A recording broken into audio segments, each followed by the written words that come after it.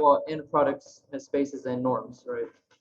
Generalizes what it means to have size to a vector and direction to a vector, right?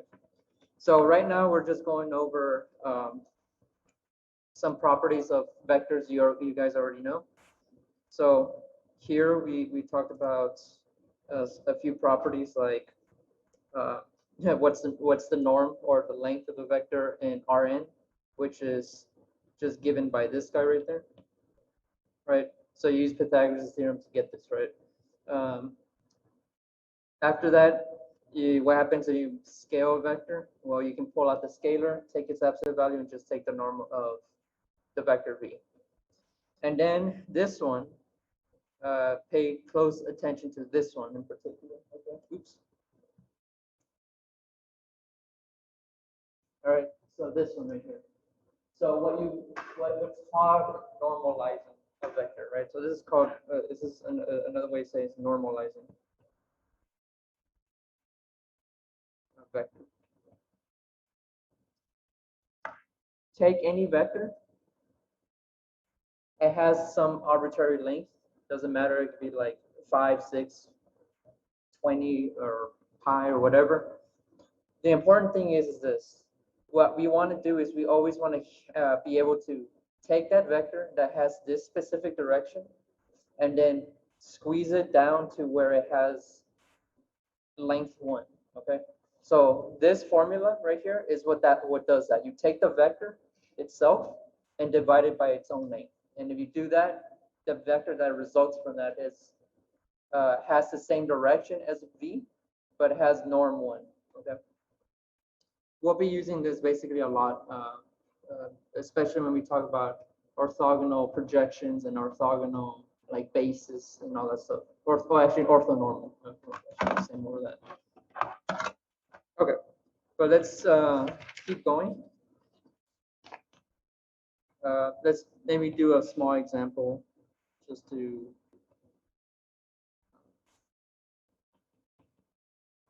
illustrate this. So let v equal 3, -1, and 2. Find a unit vector in the direction of v. Okay.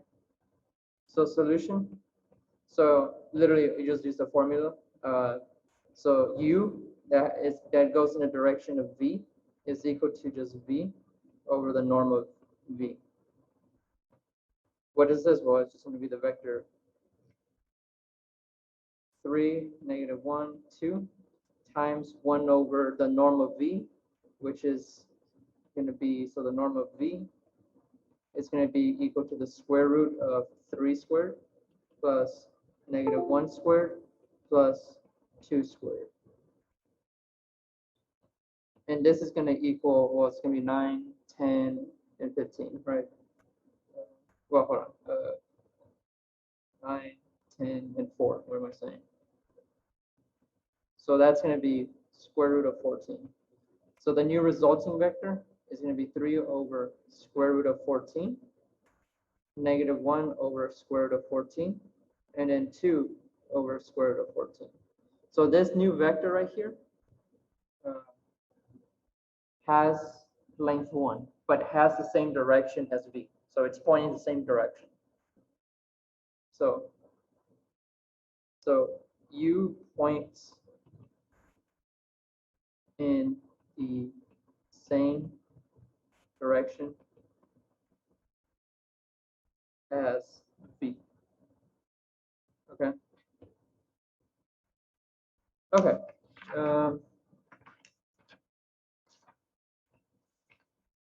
Let's see. We can define.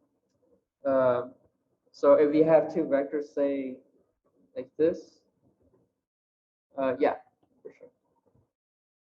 So if you have two vectors, right, you can talk about what's the distance between these two vectors. And there's a nice little formula you can use.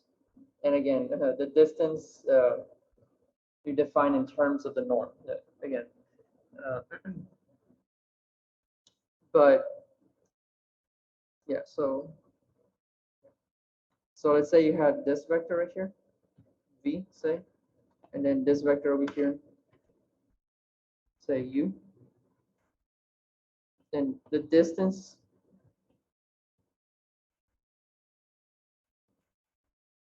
uh, yeah, because well, literally, remember this vector right here is the vector v, and all you did was scale it by this. So it's going to point in the same direction. It's just you just scaled that vector by 1 over square root of 14. That's why you know it's in the same direction. Okay. So remember, scaling vectors it just makes them longer, doesn't change where they point. But yeah, you can also say it like this, like the numbers on the top are the same. Well, I mean, as long as the denominator, well, I guess you can't really say that, because what if another component has a different denominator? Then you can't just pull out that same. So no, it's because of this.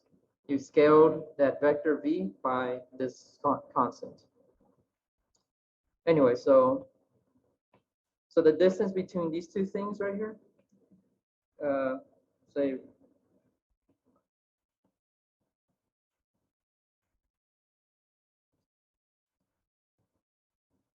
so this part right here is the distance between u and v. Okay, so how do you compute this? Well, in Rn, you can just use the components of v and u, use Pythagoras' theorem, and then be able to find the distance between the two vectors this way. So using the components of u and v, and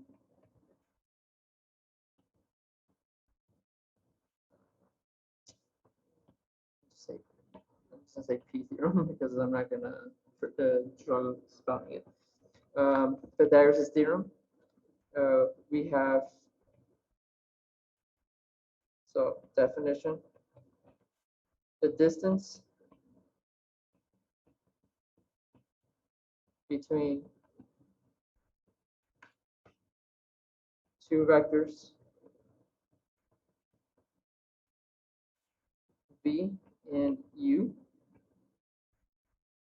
in Rn, right, is, so we denote it as d of uv, but this is given by the norm of u minus v, okay? And that's, I mean, and then, I mean, this is clearly just going to be the square root of u1 minus v1 squared plus u2 plus v2 squared. Okay. So this actually defines a metric space. If you want to know, but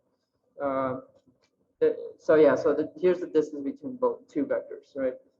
I mean, it's pretty simple. I'm not gonna waste time with an example because we need to get through a lot of the material. But again, we're gonna come back to it once we start reviewing. Okay. So in the same way, you can now talk about angles between two vectors, right? In Rn, and in what you call it? In R2, you can do, well, I guess in R2 you can maybe do like tan inverse and all that stuff, but in Rn, if you're given two vectors, what's the angle between these two? Well, I think if you guys take in Cal 3, you saw that identity with cosine theta equals like, was it the dot products and times its so divided by the magnitude of each, right? So this is now going to be the angle between. So let's see. Let me take this exact same thing.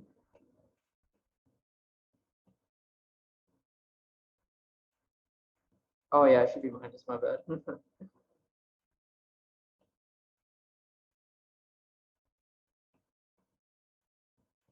Okay, so now let's talk about the angle.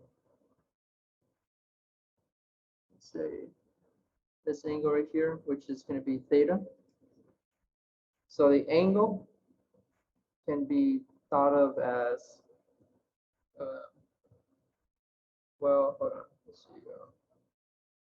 Hold on, so maybe I should define something first. Okay, so first let's define something before this. Let's define the dot product.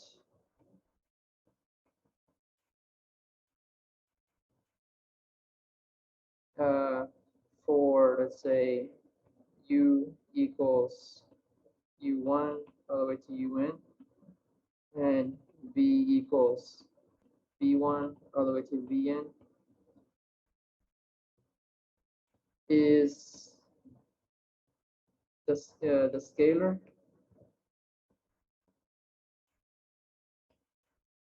let's say, so u dot v is equal to, well, you can say u1 v1 plus all the way to un vn, right? So you take each component, multiply them, and add them together, okay? So you can, I mean, you can kind of think of this as a way of multiplying vectors, right? But the dot product is essentially just a definition, right? So we can then define angles using the dot product. Okay, so let's see.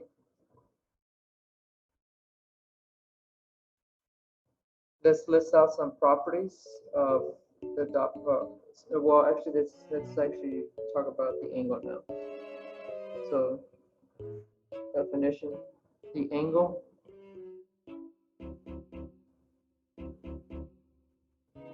or maybe this should be more like a theorem. Say theorem 5 point what?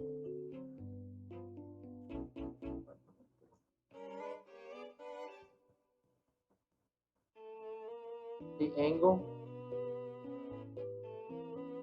theta between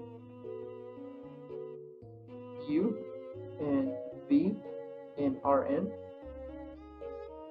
is cosine of theta is equal to u dot v over norm of u times norm of v. Okay.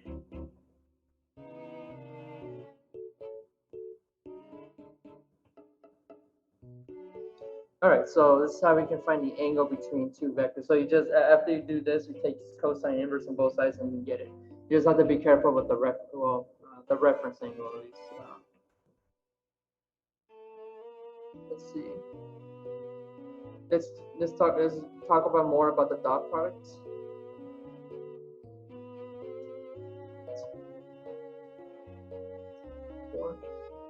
So here's some properties of the dot products.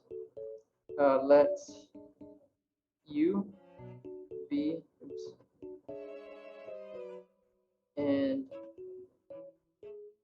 w be vectors in Rn, then the following holds.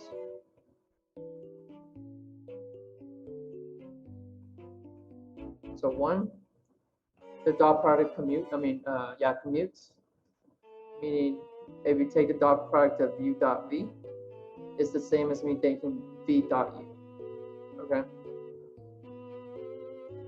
It's associative, meaning that if I take v, or sorry, it distributes, I should say. You can do this as u dot v plus u dot w. And since it commutes, the distribution from the left-hand side is the same.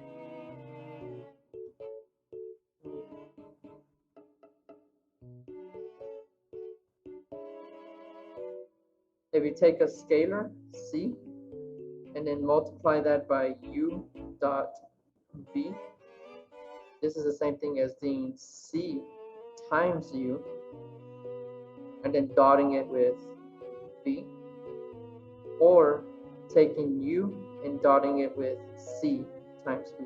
So the scaled versions of them, right? Taking a vector and dotting it with itself is just equal to the norm of v. I should say this norm squared. And then 5.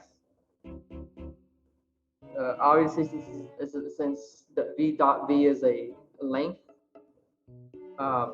this is always going to be greater than or equal to 0. Okay. And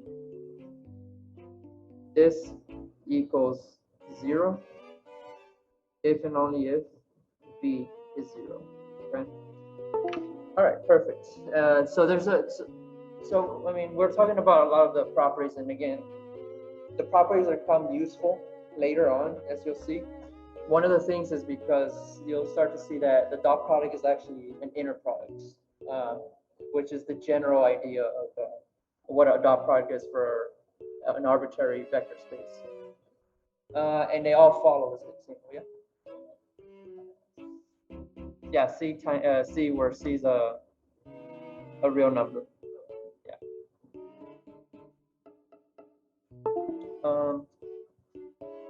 And you'll see that basically how we define what it means to be an inner product must follow most of these rules.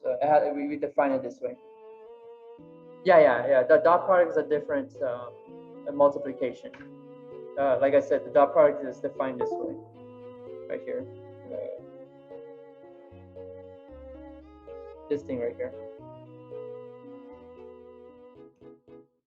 So this is how you take the dot product of two vectors in Rn, right?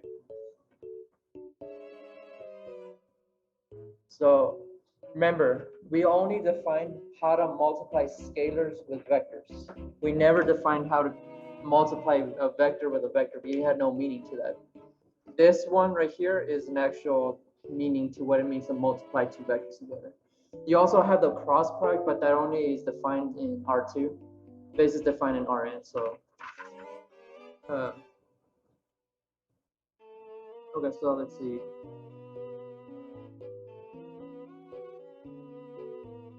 So again, I just want to get through this section, and then we'll do some examples.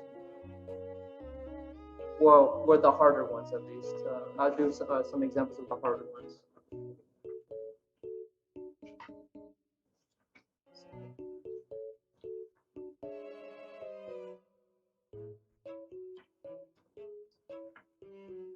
Okay.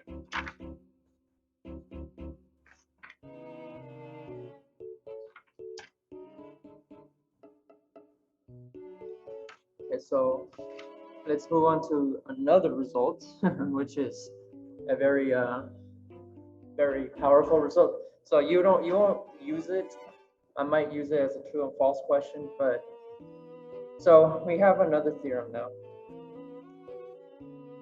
So theorem 5.5, and what it says is this: let U and V be in Rn. Then when you take, I guess, well, it really is the norm, but I guess it makes sense. So the norm of U dot V, well, I guess the norm there would just be absolute value, since we're taking dot product. So be less than or equal to the norm of U times the norm of V. Okay. Where, well, yeah, let me just put it this way. This is called the Cauchy-Schwarz inequality. Okay. And basically what they use this for is to prove a lot of things. Basically, is what it is. It's more of a theory tool than anything, but it makes everything that we're gonna do precise. No, actually, I mean, it might be like a theory tool, and they actually use this as well in physics for like showing some like things that would otherwise be impossible without this thing here.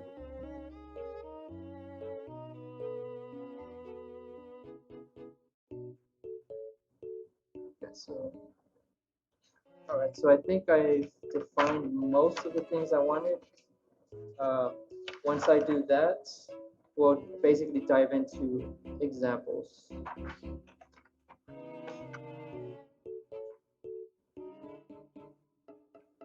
Okay.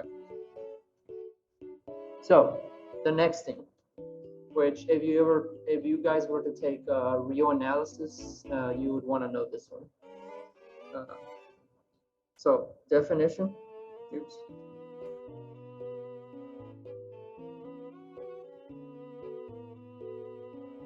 Which is called the triangle inequality.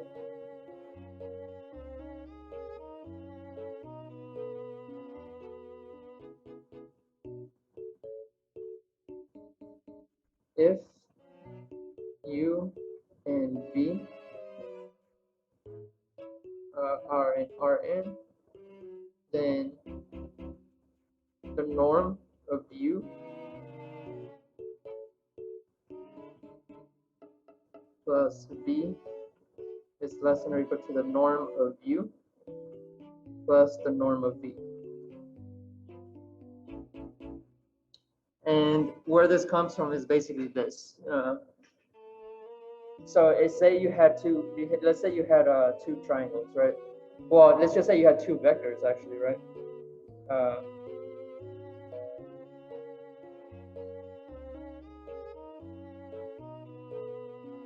Like this, right? And this vector right here was U. And let's take the length of it. And this vector right here is the length of V, okay?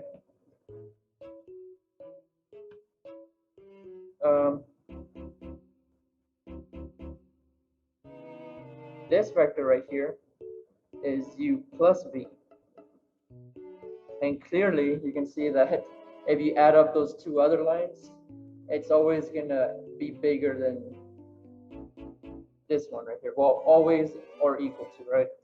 So that's where this whole thing, this is why I call it the triangle inequality, because you can see in the triangle that literally this inequality holds true for this triangle.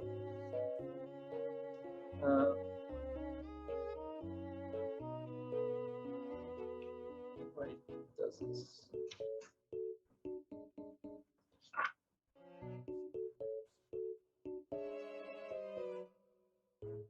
Okay. Just one more thing I need to say before we can dive into maybe a few examples, and that is what it means to be what you call orthogonal. So you guys, if you haven't heard what it means, it literally just means perpendicular, right? So definition. You might have heard the orthogonal means two vectors are orthogonal if they're at 90 degrees of each other, right? Okay, but how do you say that a little bit more precisely using what we've like established already? Well, two vectors, U and V and Rn, are orthogonal when U dot V is equal to 0. Okay. If your dot product is 0, that means that those vectors have to be 90 degrees from each other. This is how we define it to be. Okay. And in Rn, it happens to be true. Okay, so and then the last bit of results from this section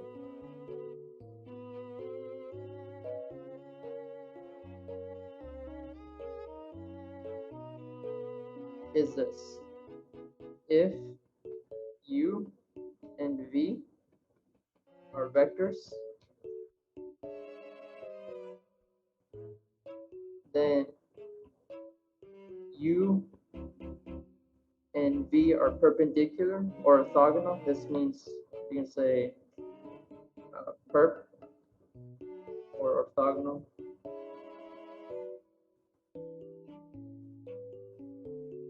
If and only if the norm of U plus V is equal to the norm of U squared plus the norm, and that should be squared, V squared. Okay, so that's just an extension of the triangle inequality. So just for you guys to know, what I mean by if and only if is if this is true, right? If that first one is true, then U and V have to be orthogonal. And conversely, if this is true, then this has to be true. So that's what if and only it means both directions, right? So I just want to clear that up before there we go. Yeah. Because I might ask like a true or false question on it like that. Okay. All right, perfect. So now here's the punchline of basically everything. So in Rn, you might have already, you guys might have, yeah, it does. You guys can actually prove it. It's actually a proof for this, that you use Pythagoras' theorem to show that this equality holds for orthogonal vectors. But yeah, it does have to do with Pythagoras' theorem for sure. The only reason I know is because in my numerical class, this was a test question. Like they gave us this, it was like part A of a test question, and they told us to prove that this thing was true.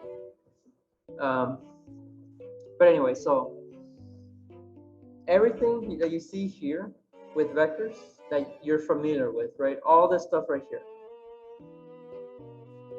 Well, all of it is basically how we'll define what it means to be perpendicular, 90 orthogonal, whatever. The distance, what it means to be size. So all of it would be almost identical to just the general vector space. So so if you guys should probably remember your calculus and how to integrate, because you'll start seeing that in the vector space. Remember how I told you to remember the vector space of continuous functions? Well, the inner product there is an integral. So you guys, I'll help you brush up on some of the stuff, but you're gonna have to take an integral. It's basically it's what's gonna have to it's gonna come down to. Okay. All right. So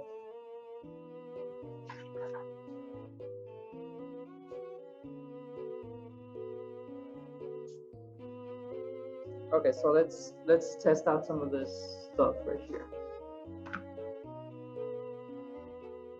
228. Okay, so yeah, for sure we have plenty of examples now.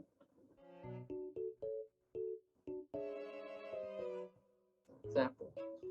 So we haven't done examples. So 5.1.1. Okay. So we're gonna do this.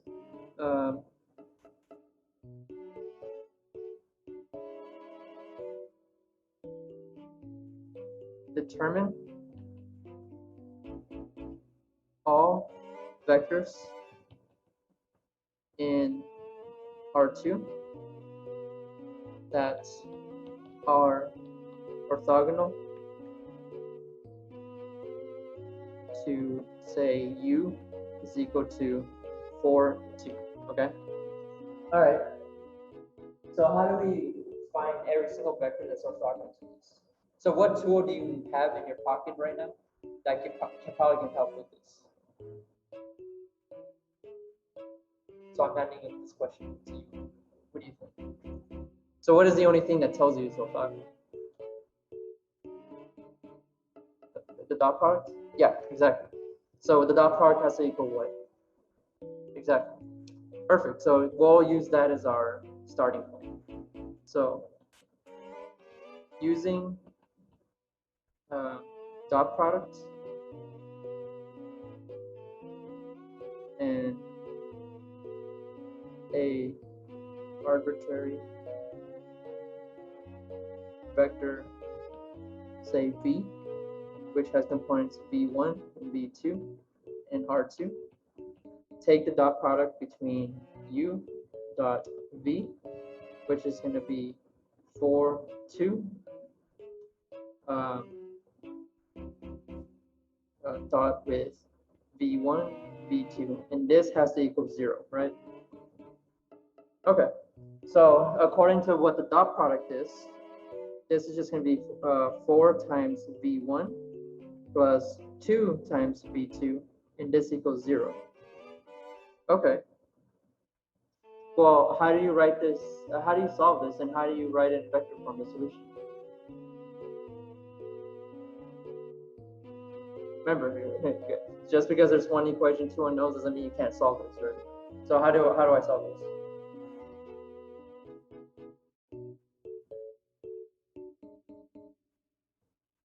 Okay, so so maybe we should probably practice a little bit more with this stuff, because I guess maybe the next test it's gonna be much harder than the first one, definitely. So basically, remember, all you have to do is solve for one of the variables. So v1 is going to equal to, well, it's going to be minus 1/2 v2, right? So we have this. And also from here we see that v2 is free, is a free variable, right? We have infinite many solutions.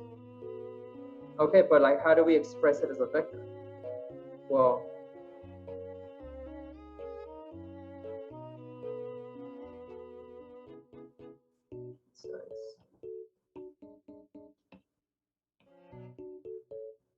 Well, so we have v1 and v2, right?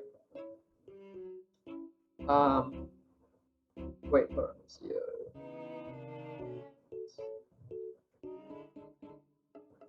Divided by 4, did I do? Yeah, should be fine. Well, this is going to equal to negative 1/2 v2 and v2, which is going to be v2 times negative 1/2 and 1, right? So it's all the vectors that are orthogonal to 4 and 2 are scalar multiples of this guy. Okay. So vectors orthogonal to the vector 4, 2 are basically this. Scalar multiples of the vector negative 1, negative 1/2, and 2.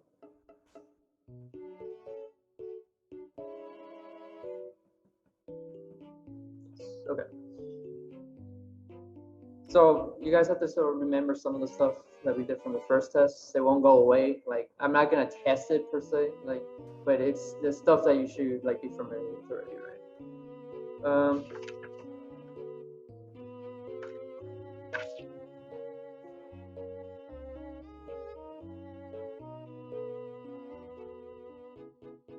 So let's see.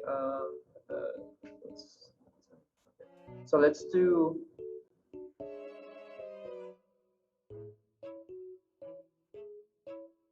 something. Let's do another example. Let's say I wanted to do something like this. Example 5.2. What is the angle between,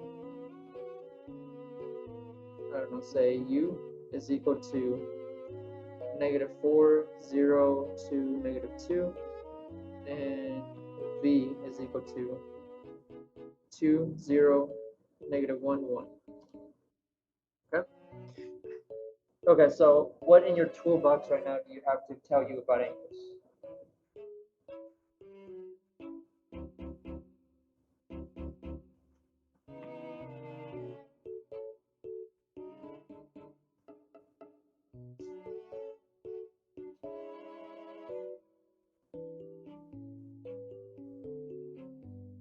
So solution,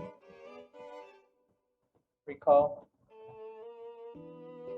that cosine of theta is equal to u dot v over magnitude of u, magnitude of v, right?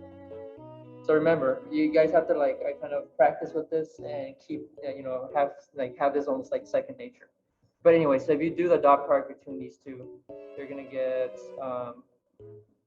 negative 12 all over the square root of 24 times the square root of 6, which will give me negative 12 over, so 6 times 24 is 6 times 20, 120, 24 is 144. So that'll be negative 12 over 12, which is negative 1. So cosine theta equals negative 1, right? So, so what is the angle? I guess what's the angle for this one? What's the only value? Well, there's multiple values, but for, let's say, the interval 0 to pi, what is the angle that gives me cosine equals negative 1? Pi, right? Yeah, so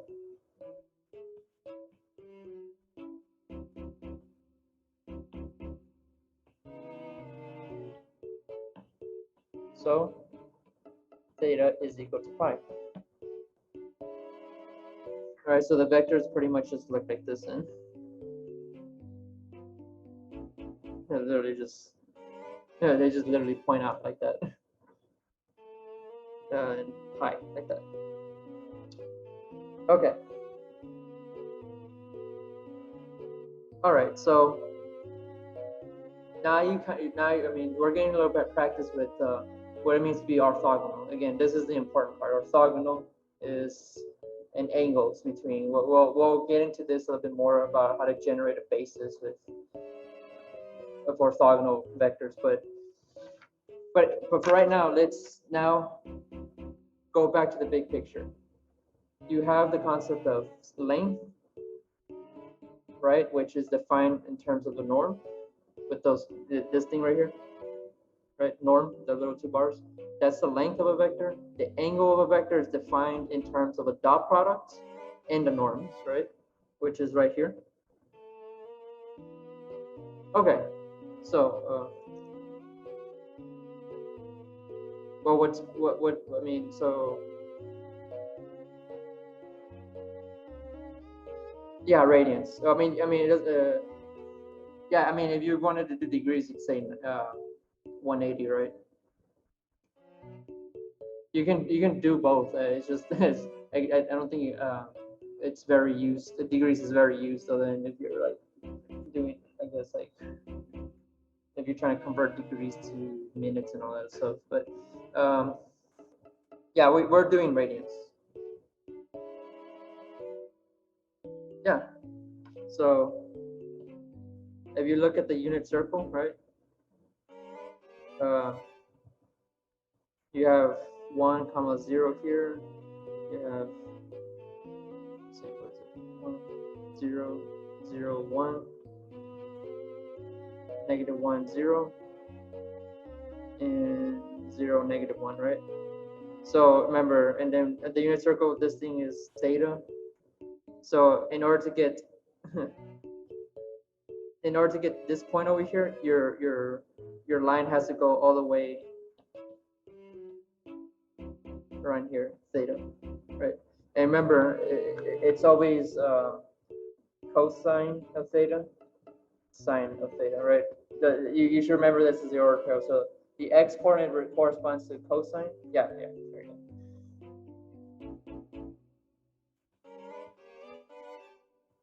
Okay. So for the last 10 minutes, let's move on to section 5.2, which is inner product spaces. Okay. So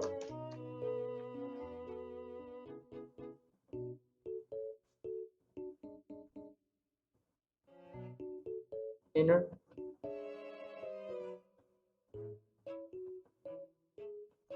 Oh, but I guess well, I guess I'll mention it later. But if you guys have you guys have, I mean, if any of you guys are taking physics or even quantum physics, you might have heard the word Hilbert space.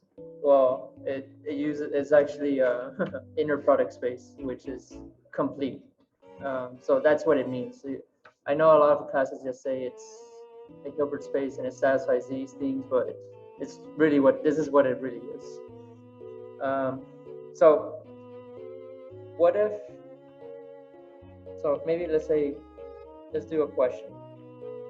How do I define the notion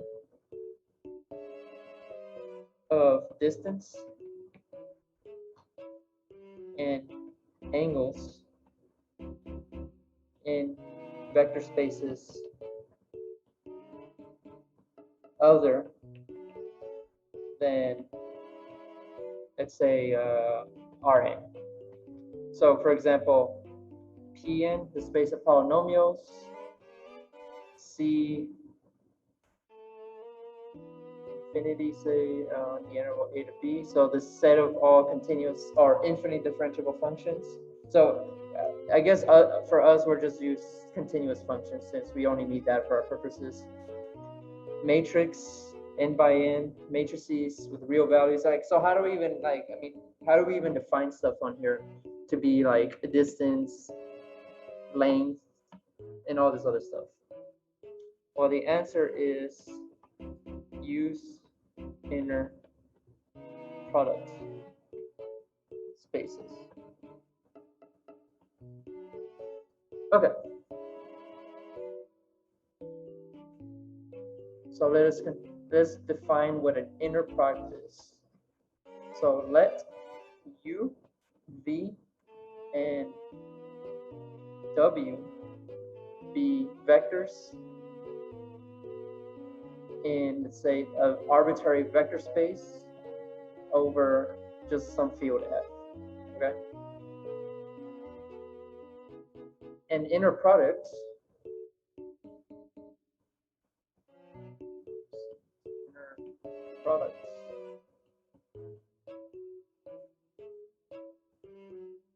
on V plus on this vector space B is a function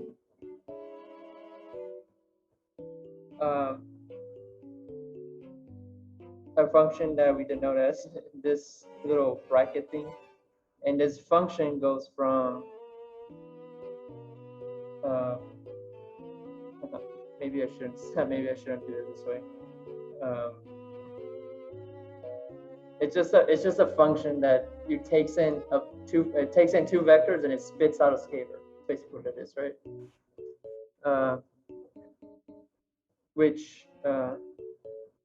So basically, so in layman terms, I guess you say, so this is the more, I guess, formal way of saying that. I guess you can say that associates a real number or a scalar, I should say. Sorry, not a real number, a scalar. So here in this, and these, where these dots go right here, this is, it's just like a blank. You just like putting something. So in there you put in vectors like B, U and B.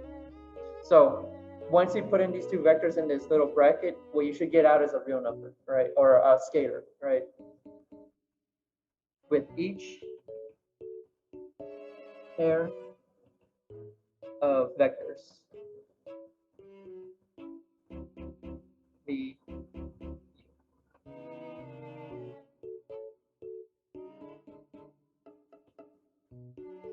so resize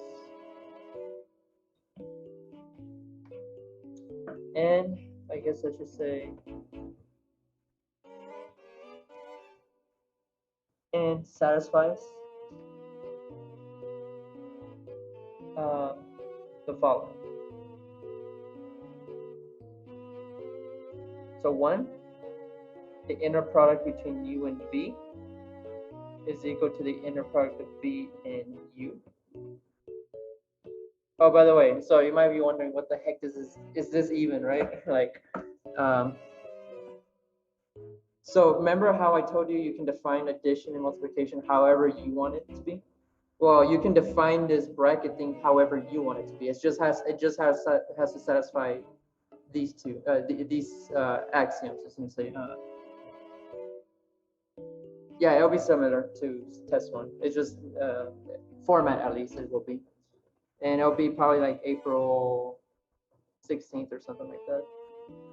The inner product between U, B plus W equals the inner product of U, B plus the inner product of U, W, like this. A scalar C times the inner product of U, B is equal to the inner product of C, U, B. And then the inner product between two vectors that are the same are always going to be greater than or equal to 0, and these things will equal 0 if and only if B is 0. So by the way, do you guys kind of like maybe recognize these properties from somewhere? Like we talked about maybe like 10, 15 minutes ago.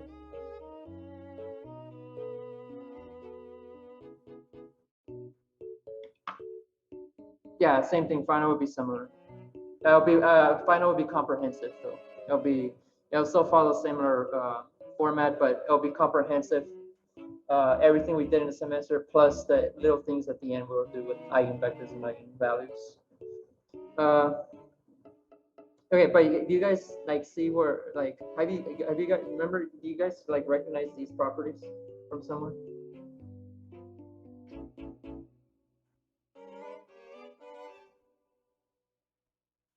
So let us look over here. Doesn't it look oddly similar to this? Well, that's because the dot product is actually an inner product, but it's just an inner product in Rn. Okay. So you see how people define the dot product to be? They defined it to be this way. Where is it? They defined it to be hold on. This, right? This is how they define a dot product to be. And since they defined it to be this way, all they had to do then is to then check that it satisfies these properties. As soon as it satisfied these properties, that dot product became an inner product. Okay. So see how we're generalizing? Yeah. It's not absolute value. It's bracket V. Yeah, it's bracket V, not L.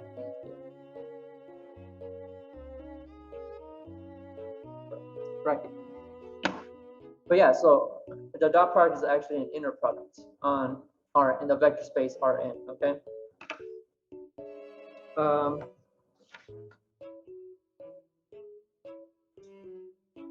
So let's give one more definition.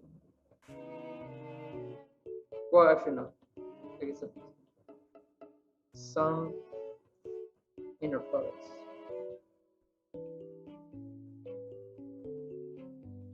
So for Rn, it's just the dot product,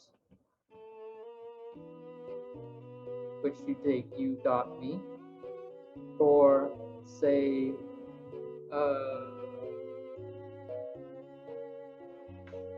where is it? I need something. Okay.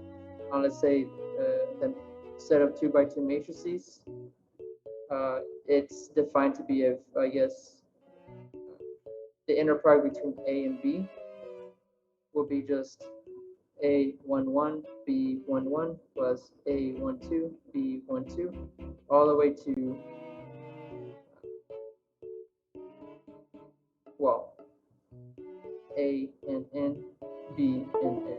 Okay, so this is how you define the inner product on the space of 2x2 matrix. Sorry, N by N matrices.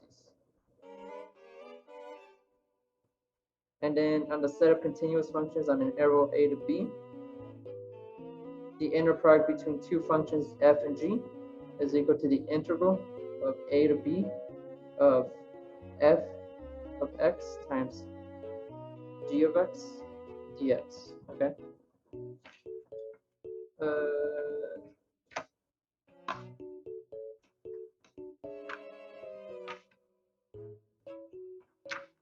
Okay. And actually, if you do, and it actually becomes a Hilbert space, and it's called L2. But yeah, so we're gonna be messing around with this one a lot. Okay, the integral one. So again, that's why I said to brush up on your integration techniques, because so a question that I might ask you is, I give you two vectors in this vector space, and if I tell you, for example, what if I tell you is the vectors x squared and square root of x orthogonal? What would you do to check if it's orthogonal? So remember, the dot product meant that the dot product was 0, right? So in this case, it just means the inner product is 0. So what would you? So if I give you this inner product, what do you have to check in order for x squared and square root of x to be orthogonal? Huh? Yeah, exactly. You just check if you plug into this integral, if the integral is 0, then they're orthogonal according to this definition. Exactly. What homework questions? Week. That's a good question. I'd say maybe this is like week 8 or something like this. It's getting like out there already. But yeah, so I have to get back to you because I'm honestly not sure. I kind of lost track of that.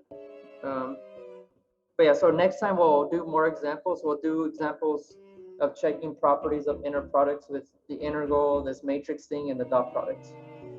And then we'll use some applications of it. So we're going to talk about projections of vectors onto subspaces, and we're going to have to use this stuff right here. All right. You guys are free to go.